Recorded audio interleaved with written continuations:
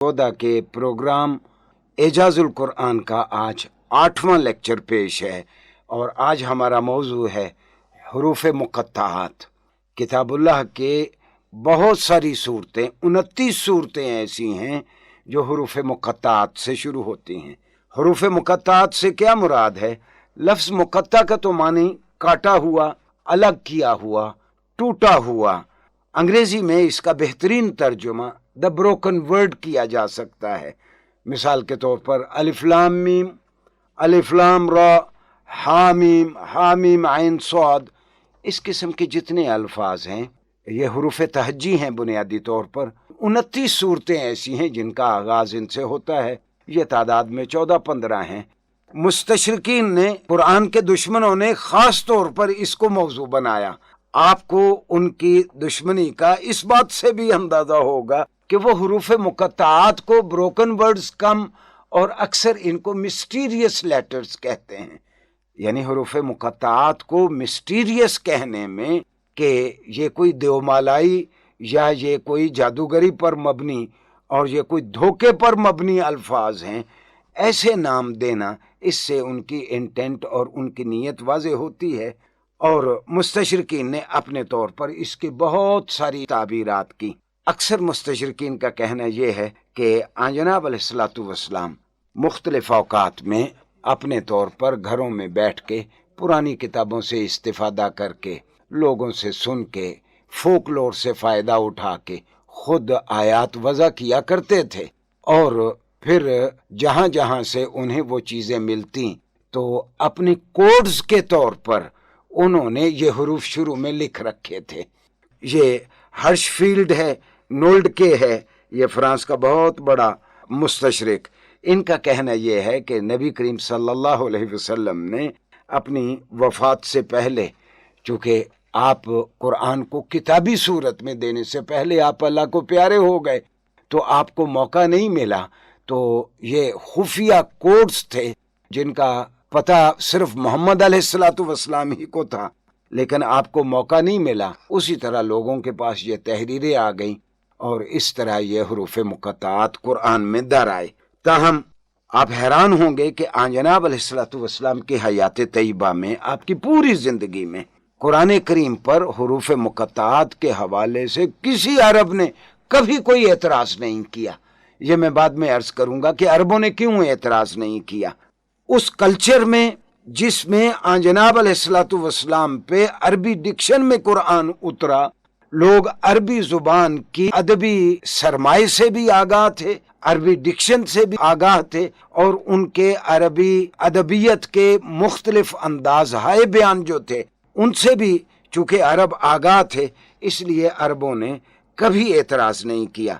इससे पहले कहा जा चुका है कि अल्लाह मियाँ ने इस ज़ुबान को ऐसा मौका दिया डेवलप होने का जो किसी और ज़ुबान को नहीं दिया गया। अरबी ज़ुबान को डेवलप होने के लिए ख़ास तौर पर ताईद इज़्ज़दी इसलिए हासिल रही कि अल्लाह ताला ने इस ज़ुबान में अपने हतमी, आखिरी और आलमगीर पैगाम को उतारना था। आप हैरान होंगे कि जनाब अलैहिस्सलातु वस्सलाम की पैदाइश से कमो बेश 150 साल पहले का अदब हमारे पास मौजूद है। उस वक्त भी अरबी ज़ुबान पूरी आबोताब के साथ मौजूद थी और 4 माह के लिए सारे अरब कबाइल मक्का के कॉस्मोपॉलिटन सिटी, बैनुल अक़वामी सिटी में आते और बाहर से भी वफूद आते 4 माह के लिए। ये 4 माह हराम महीने कहलाते हैं। हराम से यहाँ मुराद हुर्मत वाले महीने कि जिसमें अरब आपस में लड़ते नहीं हैं। मिसाल के तौर पर जब कोई जंग हो रही है, जब कोई अरब देखता कि ये मुहर्रम का चांद निकल आया है तो वो सौंती हुई तलवारें नियाम में डाल लेते और 4 महीने के लिए अमन हो जाता। इन 4 महीनों में यूनान से, इन 4 महीनों में चीन से, मशरिक़ बईद के मुल्कों से, यूरोप के इलाकों से, जनूब यानी यमन से, अफ्रीका यानी सूडान से, इन सारे इलाकों से तजारती कबाइल आते और अरबों के जो दर्जनों कबाइल थे पूरे जजीरतुल अरब में फैले हुए, वो भी अपना अपना तजारती सामान लेके और अपने नुमाइंदा अफराद को लेके, जो बहुत बड़े खतीब होते, जो बहुत बड़े शायर होते, उनको लेके वो मक्का मुकरमा में इकट्ठे हो जाते। وہاں ان کے تجارتی میلے بھی ہوتے اور ساتھ ان کے ثقافتی اور ادبی میلے بھی ہوتے. اس سے پہلے میں نے بتایا ہے پچھلے لیکچر میں معلقات کے بارے میں کہ جو قصیدہ پہلے نمبر پہ ٹھہرتا اس کو احتراماً بیت اللہ کے ساتھ آویزاں کر دیا جاتا. ان پورے ادبی میلوں میں ایک خطیب اگر لوگوں سے مخاطب ہونا چاہتا تو عربوں کا طریقہ یہ تھا کہ وہ باہر آ کے یا موجود بہت سارے لوگوں کے سامنے، جس طرح انگریزی میں آپ کہتے ہیں Can I have your attention please؟ آپ میری جانب متوجہ ہوں، یا انگریزی میں آپ کہتے ہیں 1 2 3. عربوں کا انداز زمانے قبل از اسلام میں یہ تھا کہ جب کسی بولنے والے نے بولنا ہوتا تو وہ آ کے حروف تہجی 3 4 5 بولتا. تو آپ حیران ہوں گے کہ عربوں کا یہ انداز آن جناب علیہ الصلوۃ والسلام کے زمانے میں اللہ تعالیٰ نے کتاب اللہ میں بھی باقی رکھا. قبل از اسلام کے بہت سارے انداز اسلام نے باقی رکھے. ہاں، وہ انداز ان کو ترک کر دیا گیا جن سے شرک کی بو آتی تھی. مثال کے طور پر عربوں کے یہاں مہینوں کے جو نام تھے وہ بتوں کے ناموں پہ تھے. آن جناب علیہ الصلوۃ والسلام نے سال بھر کے مہینوں کے نام بدل دیے. دنوں کے نام جو تھے وہ آن جناب علیہ الصلوۃ والسلام نے وہ دنوں کے نام جو بتوں کے نام پہ تھے جن سے شرک کی بو آتی تھی آپ نے ان کو بھی بدل دیا. تو اپنے کلچر میں اسلامی معاشرہ قائم کرتے ہوئے جہاں جہاں سے شرک کا کوئی شائبہ ہو سکتا تھا آن جناب علیہ الصلوۃ والسلام نے ان کو تبدیل کر دیا. لیکن جہاں سے شرک کا کوئی خطرہ نہیں تھا، زمانے جاہلیت کی وہ بہت ساری باتیں جو شرک سے متعلق نہیں تھیں، جو بد اخلاقیت سے یا ظلم سے متعلق نہیں تھی، ان کو جاری رکھا گیا. مثال کے طور پر یہی قس بن ساعدہ الایادی، بہت بڑا خطیب، یہ ابتدائی گفتگو کرنے کے بعد جب گریز کے انداز میں آتا اور اپنے اصل موضوع پہ آتا تو یہ کہتا اما بعد. تو آن جناب علیہ الصلوۃ والسلام نے اپنے خطبوں میں بھی کہ حمد و ثنا بیان کرنے کے بعد آپ نے بھی زمانہ جاہلیت کے اس انداز کو اما بعد کہنے کو، آج تک ہمارے خطبہ اما بعد کا لفظ استعمال کرتے ہیں، یہ جزیرۃ العرب میں آن جناب علیہ الصلوۃ والسلام سے بہت پہلے مروج تھا. بالکل اسی طرح حروف تہجی کو لوگوں کی توجہ لینے کے لیے بآواز بلند بولنا عربوں کا ایک طریقہ تھا، اور اس کو آن جناب علیہ الصلوۃ والسلام کے زمانے میں قرآن میں باقی رکھا گیا. سامعین گرامی، البتہ یہ ضرور ہے کہ ہمارے کچھ صحابہ کرام نے اپنے طور پر ان کی توجیہ کرنا چاہی. مثال کے طور پر حضرت عبداللہ ابن عباس ہیں، انہوں نے کہا الف لام میم، الف سے مراد اللہ ہے، لام سے مراد جبرائیل ہے، میم سے مراد محمد ہے. حضرت ابو موسیٰ اشعری رضی اللہ عنہ سے بھی ایک دو باتیں ایسی مروی ہیں. اور ہماری تاریخ میں تفسیر کا ایک انداز ہے جس کو ہم تفسیر اشاری کہتے ہیں. یہ صوفیہ کی جو تصوف، اہل تصوف کی جو تفسیریں ہیں ان کو ہماری تاریخ میں تفسیر اشاری کہا جاتا ہے. بہت ساری ایسی تفاسیر جو متصوف لوگوں کی لکھی ہوئی ہیں اس میں ہمارے بہت سارے صوفیہ نے اپنی ذاتی آراء ان کے بارے میں بیان کی ہیں. ہاں، کچھ لوگوں نے کہا کہ جس طرح یہ یاسین، طٰہٰ، یہ آن جناب علیہ الصلوۃ والسلام کے نام ہیں، یہ تو دو محمد علیہ الصلوۃ والسلام کے نام ہیں. کئی لوگوں نے کہا ہماری تاریخ میں کہ باقی جتنے حروف مقطعات ہیں یہ اللہ کے نام ہیں. اس طرح مختلف لوگوں کی ذاتی آراء ضرور ہمارے ورثے میں ہمارے سامنے ہیں، لیکن حقیقت یہ ہے ایک بھی حدیث حروف مقطعات کے بارے میں آن جناب علیہ الصلوۃ والسلام سے منسوب نہیں ہے. ایک بھی بیان آپ کا اس سلسلے میں نہیں ہے. وہ اسی لیے نہیں ہے کہ سارے عربوں کو پتا تھا کہ عرب حروف مقطعات کیوں استعمال کرتے ہیں.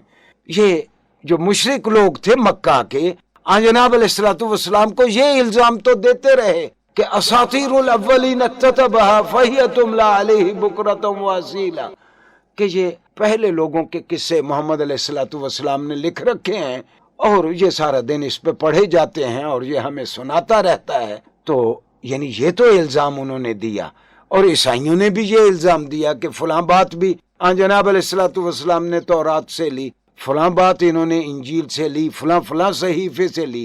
یہ تو کہا گیا، لیکن آپ صلی اللہ علیہ وسلم کی حیات طیبہ میں کسی عرب نے، کسی آپ کے مقامی دشمن نے جو اعتراضات کی تلاش میں رہتے تھے، انہوں نے قرآن کریم کے حروف تہجی کو حروف مقطعات کے طور پر استعمال کرنے میں کبھی اعتراض نہیں کیا۔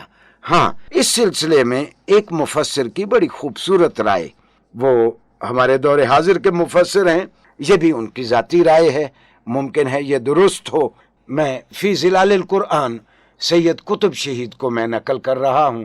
سید قطب شہید کا کہنا یہ ہے کہ جب جب بھی ان حروف مقطعات کو قرآن نے استعمال کیا ہے، اور بالعموم جب بھی حروف مقطعات استعمال ہوئے ہیں، قرآن نے پیرائے اظہار کیا اختیار کیا۔ مثال کے طور پر سورہ بقرہ ہے، الف لام میم ذالک الکتاب لا ریب فیہ، الف لام میم اس کتاب میں کوئی شک نہیں ہے۔ سورہ یونس الف لام را تلک آیات الکتاب الحکیم، یہ قرآن کی آیات ایک کتاب حکیم کی آیات ہیں۔ سورہ ابراہیم شروع ہوتی ہے الف لام را کتاب انزلناہ الیک لتخرج الناس من الظلمات الی النور، کہ ہم نے تم پہ یہ کتاب اتاری ہے اے نبی تاکہ تم لوگوں کو اندھیروں سے نکال کے روشنی کی طرف لاؤ۔ سورہ یوسف الف لام را تلک آیات الکتاب المبین، کہ یہ آیات کتاب مبین کی آیات ہیں۔ اور یہ بھی سورہ سجدہ ہے، رعد ہے، شعراء ہے، ان میں بھی یہی انداز اختیار کیا گیا۔ معتدبے صورتیں جن کے شروع میں، اکثر صورتیں جن کے شروع میں حروف تہجی حروف مقطعات کے طور پر استعمال کیے گئے، ان کے بعد کتاب اللہ کا ذکر آیا ہے۔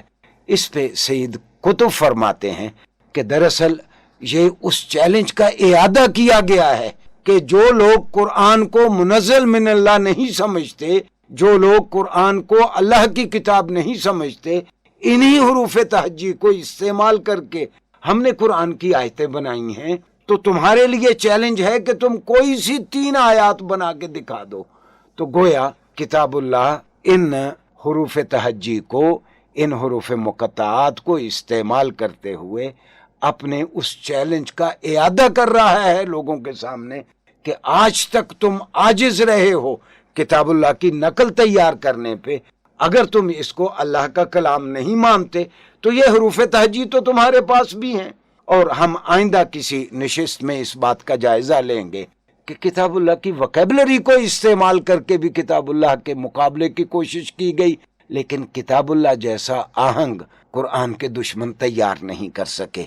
تو مستشرقین بالعموم کتاب اللہ کے بارے میں ایسے اعتراضات کی تلاش میں رہتے ہیں، پھر ان کو گھڑتے ہیں، اور حیرانگی کی بات یہ ہے کہ ہم نہ تو پڑھتے ہیں کہ ہمارے بارے میں کیا لکھا جا رہا ہے، نہ ہی ہماری پھر سوچ آلودہ ہوتی ہے، نہ ہی ہم کوئی مستقبل کی پیش بینی کرتے ہیں کہ ہمیں ان اعتراضات کا کس طرح جواب دینا ہے۔ واضح رہے کہ یہ امت مسلمہ، ہر چوتھا آدمی دنیا میں مسلمان ہے، 3/4 لوگ دنیا میں مسلمان نہیں ہیں، 6 ارب کی آبادی میں 1.5 ارب مسلمان ہیں، اور اس امت کو اللہ کے رسول نے کہا کہ یہ دائیوں کی امت ہے۔ ہر مسلمان کو پابند کیا گیا ہے، ہر آدمی مکلف ہے، اس سے اللہ پوچھے گا کہ جو تم کو پتا تھا تم نے آگے اللہ کی مخلوق کو کیوں نہیں بتایا۔ ہمیں دائی امت کے فرد کے طور پر پیدا کیا گیا ہے، اور ہم آج تک انٹرنیشنل لینگویجز میں وہ زبانیں جن کو دنیا سمجھتی ہے، ان زبانوں میں ٹھیک طور پر کتاب اللہ کو متعارف بھی نہیں کروا سکے۔ میں سمجھتا ہوں کہ اب پاکستان بدل رہا ہے، عالم اسلام میں تبدیلیاں آ رہی ہیں، یہ نئی نسل انشاءاللہ یہ بیڑا اٹھائے گی کہ کتاب اللہ کو اور جناب علیہ الصلوۃ والسلام کی ذات گرامی کو ٹھیک طور پر دنیا میں علم کے ہتھیار سے مسلح ہو کے وہ انشاءاللہ ٹھیک طور پر متعارف کروائے گی۔ والسلام علیکم ورحمۃ اللہ وبرکاتہ۔